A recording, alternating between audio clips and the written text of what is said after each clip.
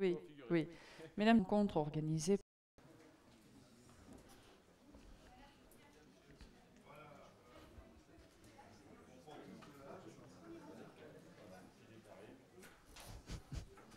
Discrètement, discrètement.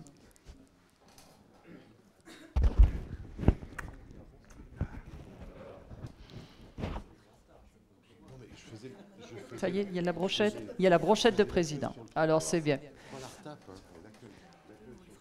Oui, la place est là. Eh bien, écoutez, la brochette de président étant là, nous dit Sylvie, je vous propose que nous commencions cette matinée d'échange, ici au sein du Centre régional des professions immobilières Auvergne, qui est une véritable vitrine de l'immobilier régional et qui regroupe les 6 grands organismes professionnels de l'immobilier. Le président Nicolas Roux l'évoquera bien évidemment tout à l'heure. CRPI qui existe depuis 1969, mais dans le contexte actuel, qui a éprouvé le besoin de mener une action commune en tant qu'acteur essentiel de développement sur le territoire auvergnat. Le CRPI initie donc aujourd'hui un cycle de réflexion pour se positionner comme force de proposition auprès des institutions et des collectivités. 3 grandes rencontres sont programmées en 2011. Le jeudi 29 septembre avec Hélène Dartevel de la DRAC, en fin d'année avec un bureau d'études pour parler BBC, et puis aujourd'hui, en ce 26 mai, avec vous, Dominique Adenau, adjoint à l'urbanisme à la mairie de Clermont-Ferrand, président du SCOT du Grand Clermont, président de l'Ogidom. Nous parlerons tout à l'heure forcément du SCOT, nous parlerons également du futur PLU, et aussi des grands projets de l'agglomération. Évidemment, sur chacun de ces dossiers, je suis persuadée que Nicolas Roux interviendra, mais également les professionnels qui sont aujourd'hui présents dans cette salle et qui vous feront partager aussi leur vision, le tout dans la plus totale convivialité, bien sûr. Avant cela, Nicolas Roux, en tant que jeune président de cette structure, 2 mots pour nous rappeler d'abord les objectifs du CRPI. Merci. Marie-Luce, merci à tous tout d'abord d'être venus ce matin. La salle est quasiment comble, donc tous les professionnels clermontois ont répondu présent et c'est très bien. Donc simplement, je voulais vous dire que vous avez tous des agendas bien chargés, mais que être présent ici est le signe qu'on a tous envie de s'impliquer dans nos différentes professions. Aujourd'hui, et pour cette première réunion, j'avais demandé à Dominique Adenau de pouvoir intervenir. Il a répondu très rapidement et très favorablement à ma demande. Et je trouve que c'est tout à fait intéressant aujourd'hui de pouvoir écouter Dominique Adenau, qui est un homme que je connais un petit peu, qui est passionnant, qui est passionné de sa ville, qui a du pouvoir bien évidemment au niveau de l'urbanisme clermontois. Alors, comme l'a rappelé Marie-Luce, il est tout à la fois président donc, du SCOT du Grand Clermont, qui regroupe 108 communes, adjoint à l'urbanisme de Clermont-Ferrand, et également responsable du développement économique de Clermont Communauté. Donc, on va pouvoir l'interroger ce matin sur ces 3 grands thèmes. Je pense que ce qu'il aura à nous dire sera certainement tout à fait intéressant pour nous. Alors, j'avais imaginé ce rendez-vous depuis plusieurs semaines et je suis vraiment aujourd'hui heureux qu'on soit quand même nombreux dans cette salle parce que, objectivement, ces dernières années, j'ai l'impression qu'on ne se rencontre pas suffisamment au niveau du CRPI, bien évidemment, mais également entre élus locaux. On se voit peu et je trouve que la possibilité de se rencontrer ce matin est tout à fait intéressante. Rapidement d'abord, j'aimerais vous rappeler ce qu'est le CRPI parce que quand certains de mes confrères me disent « t'es président du CRPI », mais c'est quoi le CRPI? Alors, en 2 mots, c'est quand même un outil qui avait été initié en 1969, hein, il y a 42 ans, par Philippe Belin. Ce CRPI a vécu, il y a eu des années un peu plus, où on en a un peu plus parlé. Aujourd'hui, je suis heureux de voir que certains anciens présidents du CRPI sont présents. Serge Massonneau est ici, Jean-Pierre André, 6 ans au niveau du CRPI.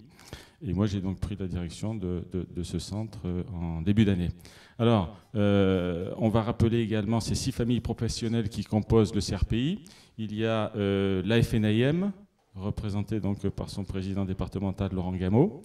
Il y a l'UMF et son président régional dynamique Sylvain Massonneau. Bien entendu, Philippe Vigneron est le président donc, des régionales des promoteurs. La Chambre des experts immobiliers représentée également. L'UNIS des administrateurs de biens. Serge Rossetti, et on le remercie d'être présent. Il est venu tout exprès d'Aurillac. Et le nouveau président des aménageurs fonciers, donc Florent Massonneau. Voilà, donc ces 6 familles professionnelles aujourd'hui représentent 250 sociétés et plus de 1200 emplois. Donc c'est pas symbolique, c'est quand même, on représente un point important. Et pourtant, je trouve effectivement que l'on ne parle pas suffisamment certainement du CRPI. Ce CRPI qui doit être source de propositions, ce CRPI qui doit fédérer tous les métiers de l'immobilier. On se doit donc, je pense, d'en parler un petit peu plus et d'essayer d'intervenir un petit peu plus souvent. Nous allons, comme l'a rappelé rapidement tout à l'heure Marie-Luce, organiser une réunion le 29 septembre. Hélène Dartevel viendra nous parler d'archéologie, et l'archéologie impacte, vous le savez bien, tous nos métiers, les professionnels de l'immobilier, les promoteurs, les experts, quand il faut expertiser un terrain, s'il est soumis à fouille archéologique, il peut avoir un prix différent, les constructeurs de maisons individuelles, etc. Donc, il faut que l'on s'ouvre plus, il faut que l'on communique plus, et pour en avoir discuté avec nombre d'élus, il est évident qu'on a besoin des élus, c'est eux qui, bien entendu, nous signent nos permis de construire, nous donnent les directives, mais pour avoir discuté avec bon nombre d'élus ces derniers temps, les élus ont besoin également de nous. Ils ont besoin de notre expérience, de notre expertise, de notre savoir-faire, parce que nous sommes chaque jour sur le terrain. Donc je pense qu'il faut travailler plus et échanger plus ensemble. La conjoncture devient complexe. La hausse des taux d'intérêt, les problèmes de réduction fiscale pour le neuf qui sont en train d'être considérablement réduites. C'est pour ça qu'il faut que l'on soit présent, c'est pour ça qu'il faut qu'on montre l'exemple. Et ces derniers temps, je trouve que bien, on essaye d'être source de propositions. La Fédération des promoteurs immobiliers a créé l'œil, l'observatoire et le volutif de l'immobilier local. C'est emblématique. Philippe Vigneron est responsable à 98% de la création de l'œil. Il s'en est très très bien occupé. Les professionnels clermontois de l'immobilier ont investi 40 000 € la première année. Certaines banques ont suivi et nous aident. Mais c'est tout à fait important de voir qu'on a envie de savoir à l'instant T combien d'appartements se vendent sur d'abord le Clermont-Co et également maintenant sur le Puy-de-Dôme. C'est une belle initiative. On a créé, relayé, enfin c'est la Fédération des promoteurs immobiliers nous a demandé de réaliser les pyramides. On remet des prix chaque année aux professionnels qui a priori se sont bien comportés et ont fait de beaux bâtiments. C'était la semaine dernière.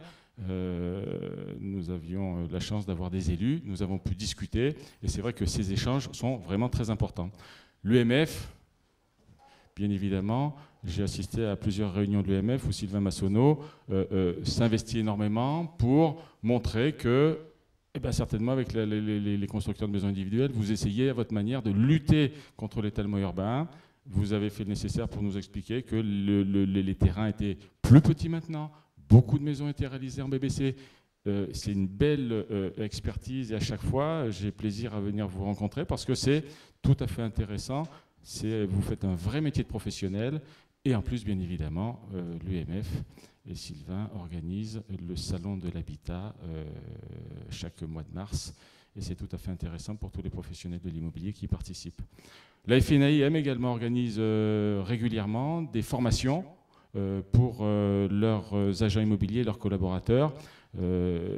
Nous avons certains professionnels, je sais que Philippe y participe, la possibilité régulièrement également de donner des cours en faculté. On le fait, nous, souvent en licence. J'ai également pu donner quelques cours à l'école Westford et j'ai demandé à des jeunes ce matin, 6 jeunes de l'école, de venir pour être dans le grand bain avec des professionnels, pour pouvoir discuter avec les élus clermontois. Et je trouve qu'il faut essayer également de faire le nécessaire pour intégrer des jeunes, pour essayer de leur montrer un petit peu ce qu'est notre métier. c'est pas en leur coupant l'herbe sur le pied. La conjoncture est déjà suffisamment difficile. Il faut vraiment que l'on puisse tous faire des efforts pour les intégrer. Voilà, donc nous faisons tous, nous, des efforts dans nos structures professionnelles pour nous améliorer, pour améliorer l'image de nos métiers, qui n'est pas toujours extraordinaire. Alors on part de loin, mais c'est la raison pour laquelle il faut aller le plus rapidement possible pour essayer d'améliorer cette image qui, pourtant, je pense, quelquefois, n'est pas tout à fait la vraie visage de notre immobilier local. Alors, en conclusion, je voudrais simplement vous dire que le CRPI, on l'a souvent dit entre nous, n'est pas un outil que l'on doit ranger dans un placard. Le CRPI, ce centre régional des professions immobilières, il se doit d'être connu et reconnu. Il se doit d'être la vitrine de notre immobilier professionnel local. Hein, voilà donc ce que j'avais un petit peu à vous dire ce matin. Ce qui me motive en tout cas en tant que président de CRPI, c'est faire avancer nos professions afin qu'elles se professionnalisent, les faire connaître du grand public, les faire connaître des élus et faire en sorte que nous soyons dans l'avenir un peu plus écoutés, peut-être même un peu plus appréciés. Voilà ces quelques mots que je voulais vous dire ce matin. Merci. Le Président, je crois que l'on peut également dire que ce CRPI, c'est une vraie spécificité auvergnate, puisque, alors c'est de la modestie, certainement de votre part, mais il n'a pas beaucoup d'égal en France. C'est vrai qu'on l'a souvent dit que ce CRPI était effectivement unique en France. Alors peut-être qu'il a été copié ces dernières années, nous n'en avons pas eu vent, mais c'est vrai que Philippe Belin, en 1969, avait créé cet outil qui, à l'époque, était unique. C'est la modestie auvergnate, mais donc c'est pour ça que c'est plus facile pour moi de le dire. Cette volonté que vous avez, eh bien, collectivement, est de faire avancer votre profession, mais également eh bien, d'être utile à la collectivité au sens large, avec les apports qui sont les vôtres au titre de vos métiers spécifiques de ces 6 grandes familles de l'immobilier. Alors Dominique Adenau, vous êtes donc... ici à plusieurs casquettes, je le disais, adjoint à l'urbanisme, responsable à Clermont Communauté du développement économique et de la recherche, et vous présidez le SCOT du Grand Clermont. Alors, je vais vous laisser nous présenter, nous rappeler les grandes orientations stratégiques de ce SCOT. Et je pense aussi, et il me semble que c'est essentiel par rapport à notre auditoire, eh bien, les contraintes qui sont les vôtres, parce que dans ce Grand Clermont, il y a quand même 108 communes qui vont intervenir sur des sujets qui ne sont pas toujours forcément ou les objectifs qui ne sont pas toujours forcément les mêmes. Merci. Je voudrais, mesdames et messieurs, tout d'abord vous dire tout le plaisir que j'ai d'être parmi vous. Remercier bien sûr le président Nicolas Roux de son invitation. Je me sens pour ma part spontanément bien avec la filière immobilière dans son ensemble, que ce soit bien sûr les promoteurs, les architectes, les agences immobilières. J'ai commis un petit ouvrage dans lequel je l'écris. Il m'apparaît absolument évident qu'on ne peut pas envisager dans une ville ou dans une agglomération un développement si on ne veille pas à entretenir de très bonnes relations avec tous les acteurs de la filière immobilière et on ne veille pas à ce que chacun se porte bien. Je crois qu'en 12 ans, il n'y a eu qu'un seul dépôt de bilan de promoteur immobilier. C'est trop. Mais certains d'entre vous dans la salle peuvent témoigner que lorsque nous avons pu le faire, nous leur avons donné un petit coup de pouce pour permettre de passer un cap difficile. Personne n'a intérêt à ce que, évidemment, des acteurs de cette filière très importante soient en situation de fragilité. On a besoin de tout le monde et on a besoin d'acteurs en bonne santé, voire en très bonne santé. Hein, c'est parce que vous gagnerez bien votre vie que tous ensemble, on pourra en profiter en avançant vers un futur que j'espère, et j'y reviendrai, métropolitain. Alors, vous m'interrogez sur le SCOT. Auparavant, je voudrais devant vous me livrer à quelques constats et à quelques réflexions sur ce qu'on appelle le Grand Clermont et plus généralement sur notre département, puisque nous sommes dans la maison de l'habitat du département.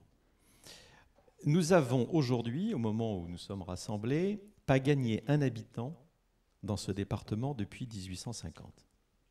Pas un habitant. En 1850, mes chers amis, la France avait 38 millions d'habitants. Elle en a 62 aujourd'hui. Il s'est donc passé quelque chose. Nous sommes passés à l'écart d'un développement très important. 80% d'augmentation de la population d'un côté, une stagnation de l'autre. Pour ma part, ça ne me va pas.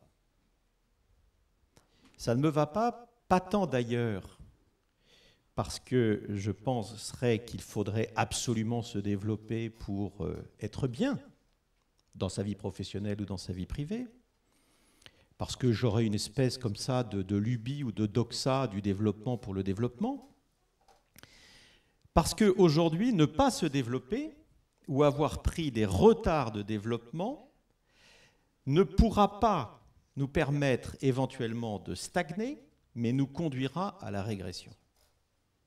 Et elle sera rapide, brutale et douloureuse. Quand on fait des études d'opinion et qu'on demande à nos concitoyens ce qu'ils attendent comme cadre de vie, ils mettent en avant un certain nombre de critères, un certain nombre d'attendus. La première chose qu'ils disent, nous, on veut bien habiter quelque part à une condition, et c'est la première que nos concitoyens citent, qu'il y ait un appareil de formation complet. On veut pouvoir, bien sûr, mettre le mouflet à la crèche, mais on veut pouvoir, s'il le souhaite et s'il en a les capacités, lui voir terminer des études supérieures à Bac+5 ou à Bac+7. Et s'il n'y a pas ça, ben, ce n'est pas sûr qu'on ira à cet endroit-là pour décider de faire notre vie. Première chose. On peut le comprendre, en période d'ailleurs de crise économique et sociale, que les parents, notamment, se disent que la meilleure chose qu'on puisse faire pour nos enfants, c'est de leur permettre de faire des études. Deuxième critère qu'ils mettent en avant, et c'est nouveau, il y a 20 ans, ils ne répondaient pas à ça, c'est la santé. Ils disent, nous, on veut être sûr que si on a un pépin, nous, nos enfants, nos parents, nos amis, on pourra être bien soignés sur place. On ne veut pas avoir à faire 200 km pour aller se faire soigner parce que malheureusement, on aura une maladie compliquée qui nécessitera effectivement des spécialistes et des outils de pointe. C'est les deux critères qu'ils mettent en avant. Eh bien, mes chers amis, ces deux critères, on ne les trouve que dans des agglomérations d'une certaine taille. C'est parce qu'il y a une certaine densité de population à un certain endroit que l'on peut offrir à nos concitoyens ces deux services. Service de l'éducation, service de la santé. Deuxième remarque que je voudrais faire, c'est rappeler que l'homme est un être libre.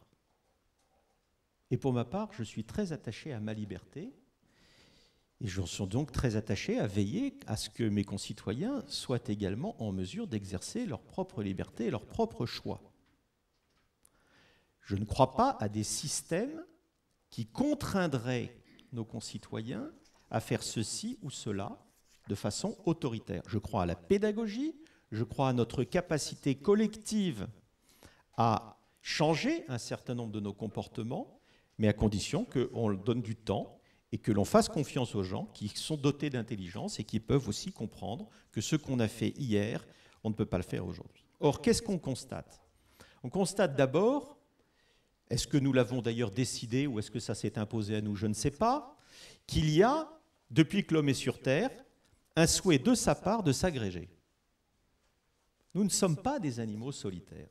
Nous avons besoin de la vie en société, nous avons besoin de nous agréger.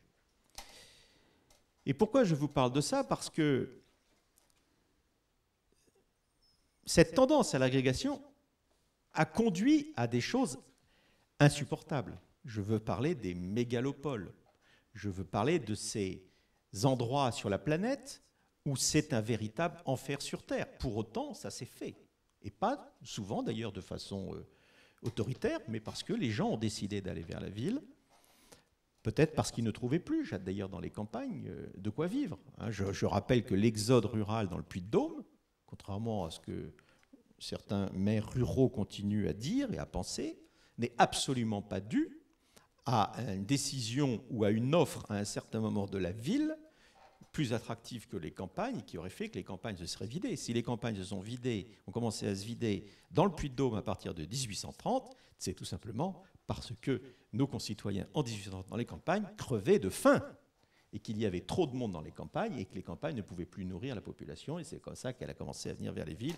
Et évidemment, la révolution industrielle s'est faite dans les villes, et c'est donc ça a permis de créer des emplois, et ensuite ça a été le décollage. Alors pourquoi je fais un détour par la mégalopole? Parce qu'il ne faut pas caricaturer ce que nous voulons faire dans le cadre du Grand Clermont. Nous ne voulons évidemment pas, et ce serait ridicule, et c'est de toute façon hors de portée, et ça n'est pas souhaitable, faire une mégalopole. Ce que nous voulons faire, c'est faire une métropole. Parce que si nous ne sommes pas métropole, nous perdrons ce que je viens d'indiquer, c'est-à-dire un système éducatif complet et un système de santé performant, et qu'à ce moment-là, nous décrocherons. Alors comment faire pour essayer, effectivement, à minima de conserver ce que nous avons, puisque nous vivons très bien. C'est un peu ça, d'ailleurs, le problème. C'est que nous vivons plutôt très bien sur ce territoire, et qu'on a tendance un peu à s'assoupir, et à considérer que finalement, c'est pas la peine de beaucoup se remuer, ou beaucoup faire d'efforts, les choses peuvent continuer comme ça. Nous avons ici des points faibles, et c'est ce que le diagnostic du SCOT a montré. 2 points faibles, qui peuvent être des points mortels. Pas de mort brutale, mais de mort lente. Premier phénomène, nous avons le taux de natalité le plus faible de France. L'INSEE ne se l'explique pas. Je ne me l'explique pas, mais c'est un constat. Nous sommes à 1,7, alors que la France, vous le savez, roule en tête en Europe, avec l'Irlande, avec plus de 2 enfants par femme. Et que la démographie française est à un rythme tel aujourd'hui qu'entre 2030 et 2050, si on poursuit les courbes, nous serons plus nombreux qu'en Allemagne. On aurait dit ça, j'aurais dit ça à mon grand-père, qui avait fait la guerre de 14. Il m'aurait dit, mais enfin, qu'est-ce que c'est que cette histoire? L'Allemagne, c'est le grand pays d'Europe, jamais nous serons aussi nombreux que les Allemands. Eh bien si.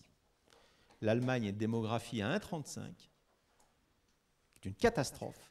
Je rencontre mes collègues élus de certaines villes d'Allemagne qui me disent qu'ils ne sont plus capables aujourd'hui de maintenir des services publics aussi élémentaires que le service de l'eau potable. Et qu'ils envisagent très sérieusement dans leur plan d'urbanisme de raser 1/3 de leur ville, car il n'y a plus assez d'habitants pour entretenir des infrastructures sur la totalité de ce qu'étaient ces villes il y a encore 30 ou 40 ans. Donc ça, c'est un constat. Deuxième constat, c'est que notre population est plus vieille qu'ailleurs.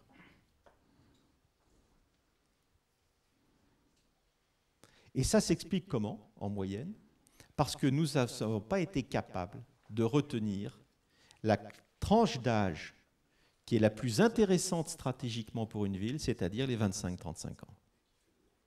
Et il se trouve qu'on fait plus souvent des enfants à cet âge-là qu'au mien. C'est pour ça qu'il est président. Non mais, je vous le dis parce que je ne suis pas sûr qu'on ait tous bien compris cela. C'est pourquoi, et j'en viens à mon propos, que lorsque, après 2 ans de travail, nous avons terminé la phase diagnostique, j'ai réuni au comité de pilotage mes collègues, maires, le plus souvent, et je leur ai dit, mes amis, est-ce que vous êtes sûrs que vous avez envie de vous développer? Alors, ils m'ont regardé. Il dit, mais qu'est-ce que tu nous racontes? Ça fait déjà 2 ans que tu nous chantes ça tous les matins, qu'il faut absolument se développer. Je dis, oui, mais maintenant, ça y est, on a fait le diagnostic, maintenant on va attaquer la rédaction du SCOT. Donc, est-ce que vous êtes sûr que vous voulez vous développer? Parce que ça va être beaucoup de travail. On va vous demander, vous élus, encore plus de travail. Et vous savez que les maires, dans les 108 maires, vous avez la majorité des maires sont des types, et quelques femmes, pas assez, remarquables.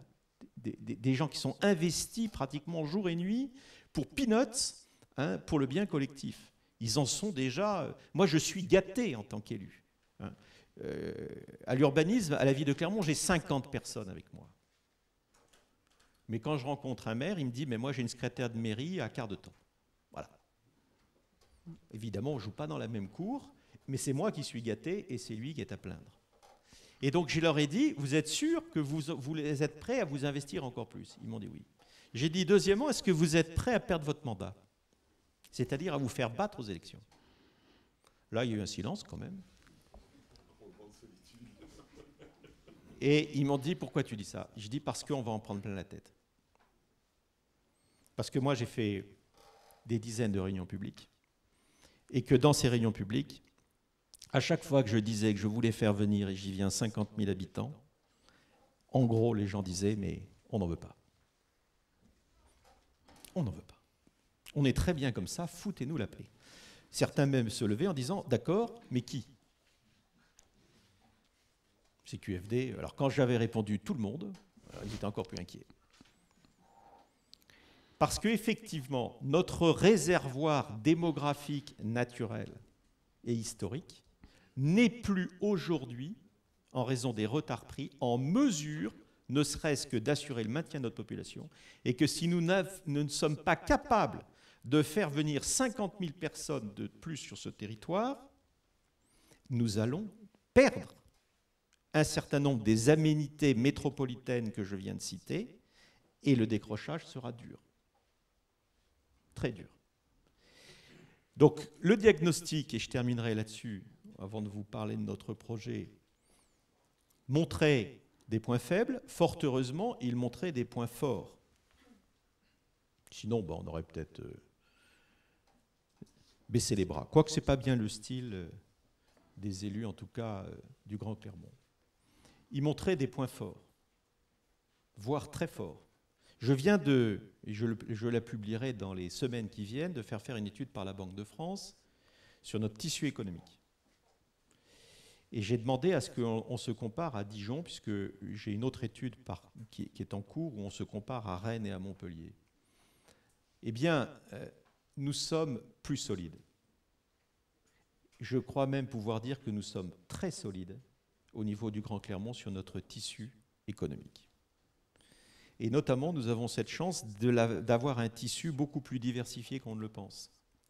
Nous sommes par exemple certainement liés à l'automobile, par Michelin, mais ceci est très largement compensé par notamment deux secteurs, la pharmacie, qui elle est acyclique, et l'agroalimentaire, qui est également acyclique. Et donc un secteur très cyclique est compensé par des secteurs acycliques. Et ça nous permet, la Banque de France l'a mesuré, de passer la crise plutôt mieux qu'ailleurs.